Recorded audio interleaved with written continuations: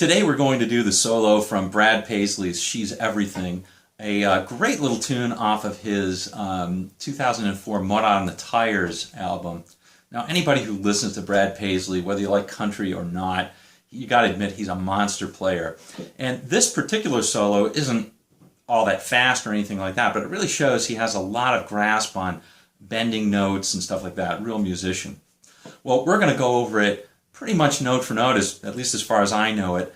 I do have the tabs for this one. I'll put them in the description. And hey gang, if you like this, click the like button. And if you haven't subscribed, please do for one of these pretty much every week. All right, see you in just a second.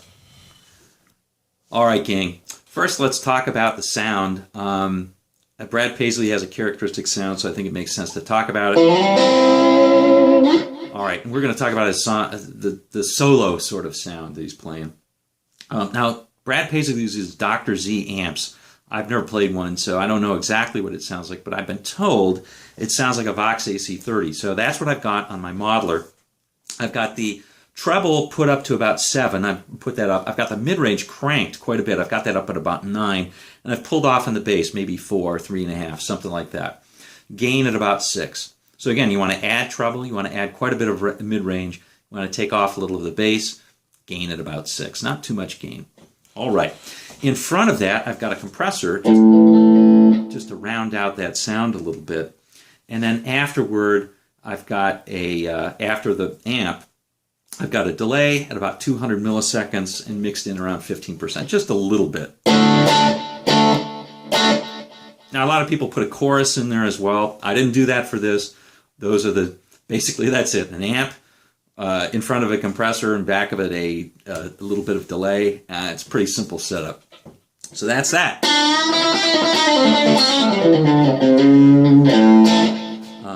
Should say I'm using a T-style guitar out of the bridge to give me a little bit of that twang.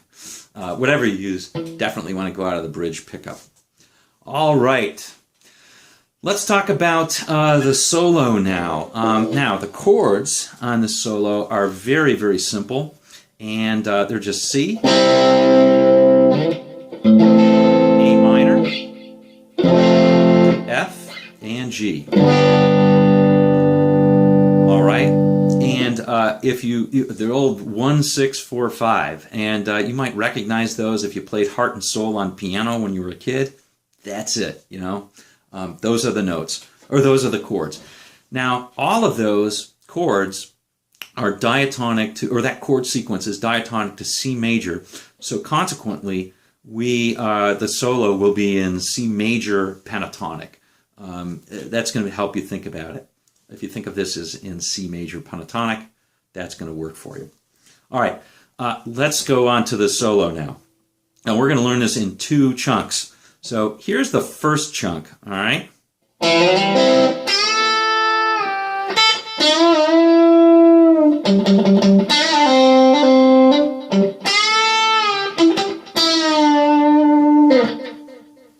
All right. So that chunk starts out, basically the first real note that you got to care about is this one right here. This one right here. But it does start out with a little bit of a slide. I'm not sure exactly what he's doing there, but I'm doing it by sliding from on the 4th string, 2nd fret, sliding up to about the 5th fret, and then you'll notice that there's that C chord that's right there, which is kind of how it starts with C and an A minor. So I slide up to that, and then I hit the on the 4th string, and then I hit the 3rd and 2nd string just a little bit. If you listen to the album, it's kind of in there and kind of not. It's hard to tell whether it's a lead that's doing that or not, but I did it. So there you have it. Okay. Here's the first real note of the solo. You're going to play this on the 8th fret. You're going to play on the 2nd string, 8th fret. You're going to bend up a whole step, and you want to do that very quickly and cleanly. So to do that, I use my 2nd and 3rd fingers. I reinforce that. And then bring it down. Okay, bring it down to the 8th. And then we're going to play the 5th on the 1st string. Okay, old blues trick. Instead of, you're bending up to this note, and then, right? Those are the same notes, all right? So it's a blues type of trick. So anyway, he's bending up on the 8th, bringing it down, and playing the 5th. Okay, then twice on the 7th on the 3rd. Okay, so again, here's that sequence. All right, now let's play the next part.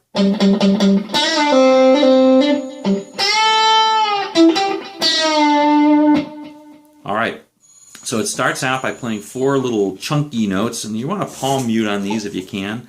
5th fret, 4th string. All right. If you listen to the record, it's kind of anemic. There's something a little bit off on the timing, which actually makes it really cool. I'm sure that was intentional on him. He has a really good blues feel, and it really works in this song. So you want to try and listen to the record and see if you can emulate that. But anyway, it's four notes on the 5th fret, 4th string.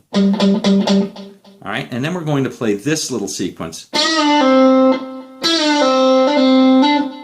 All right, so that's just a very quick bend on a full bend on the 7th fret, up, down, pull it off to the 5th, and then a couple of trail offs like so.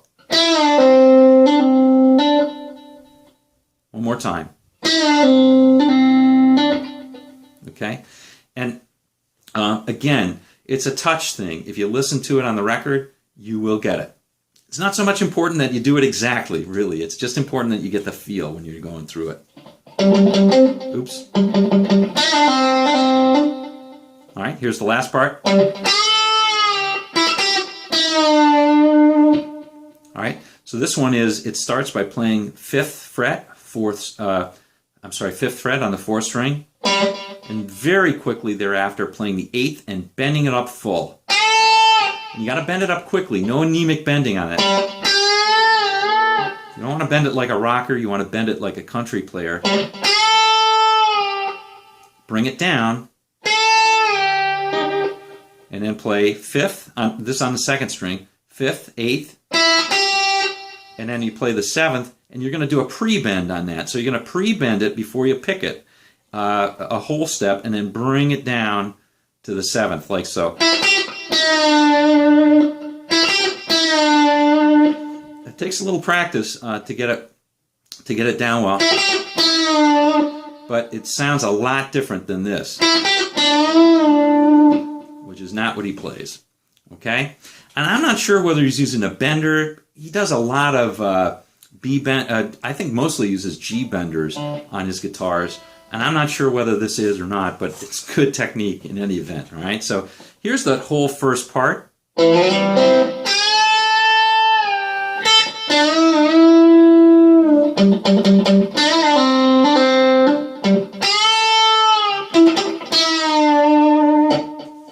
All right. Okay, so here's the second part. I was stepping on my mic there. Here's the second part. I'll just play the whole thing as well.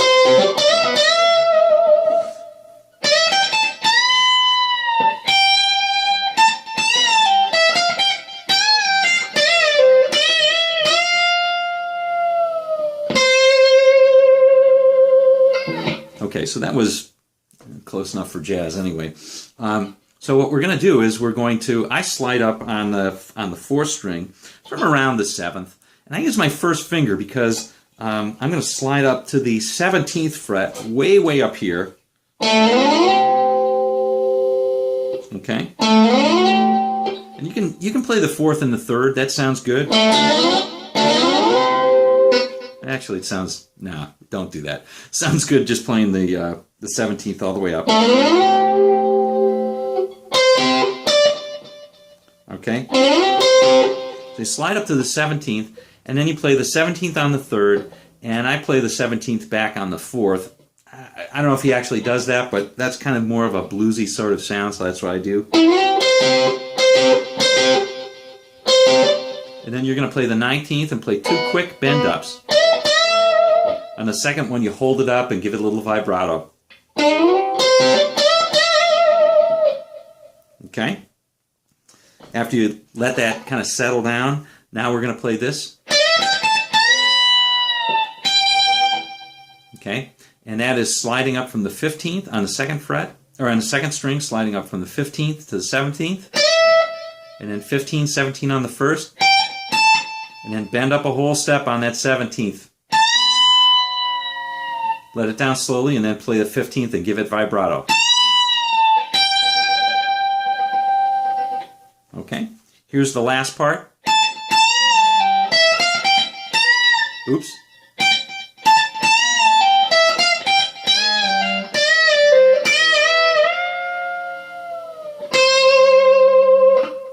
Okay, so that one is you play the 17th, and then you bend it up a whole step and bring it down. Oops. Pull it off to the 15th, and then you'll play on the second string 17, 18, 15 on the first, and then you're going to shift positions 2 down, and you're going to bend on the 15 up, whole step, and you got to do that quickly. Not like I just did. I did sort of a half step. You want to really get that whole step. Okay, so you play that, bend it up, pull it off to the 13th, and then you do the same thing on the second string. Okay, so it's like this.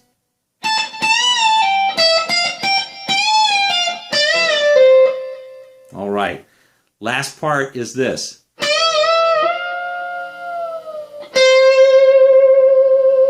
All right, so that is a really cool bend. We're going to play on the 15th, second fret, bend it up a whole step, and then bring it down, bring it back up without picking again.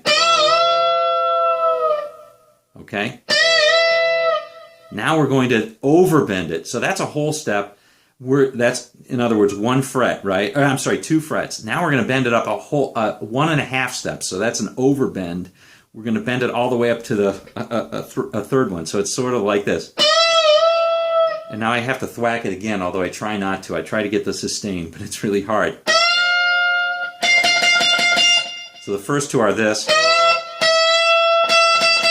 Those are the first 2, and the third one's even higher. So it sounds like this. Slowly bring it down and play the 13th. And sustain it out. Now, if you haven't played overbends before, they're a lot of fun. Be prepared for some hurting on your fingers, and it'll prepare you to play, Hotel California, where there's some sweet overbends that Felder and Walsh are playing in that one. Okay, so that's it, gang. One last time, let's hear that whole thing put together.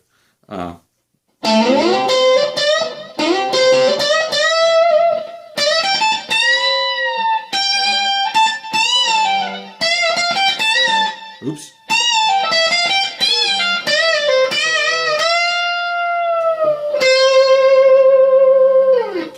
All right.